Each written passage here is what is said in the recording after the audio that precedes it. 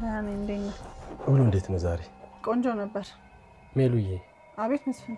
ለምንድን ነው ሁሉም ነገር ማስተዋወስ መቻልሽን ግን ያልነገርሽኝ? ምን? ማን ነገረ? እንዴ የኔ ማወቅ ነው የሚገርምሽ ወይስ ያንቺ ለኔ መንገር አለመፈለግ? ውይ በቃ ለሰላም አንድ ነገር መናገር ማለት እኮ በቃ ሚስጥሩ አደባባይ ወጣ ማለት ነው። እንዴ አባቷ እኮ ነኝ። ብትነግረኝ ደግሞ ምን ችግር አለው? እንዳትናገር ብላ ነው አይደል የነገረች? አዎ ምን ነው? እና አትንገረኛ ታዲያ። ወይ ሜሉ ቀልዱን ተይና አሁን ለምንድን ነው ልትነግረኝ ያልፈለግሽው? ከነገርኩ በኋላ ማን ነው እንደዚህ ያደረገሽ ብለህ መጠየቅህ ይቀራል እንዴ? ይሄማ ግዴታ ነው።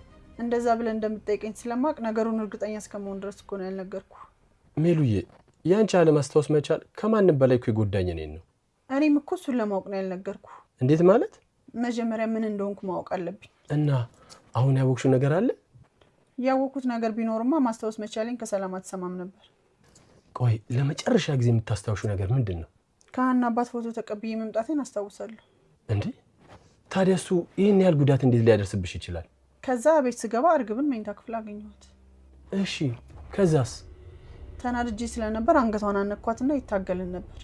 እንዴ እና እሷ መታሽ ነው የሁሉ ነገር የደረሰብሽ? እርግጠኛ አይደለሁም ግን ሊሆን የሚችለው እንደዛ ነው።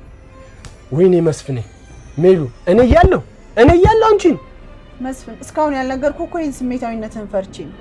በቃ ለፖሊሶች እንነግራቸውና ከፖሊሶች ጋር ተባብረን የሆነ ነገር ላይ እንደርሳለን። እሺ እሱማ ምን አማራጭ አለ?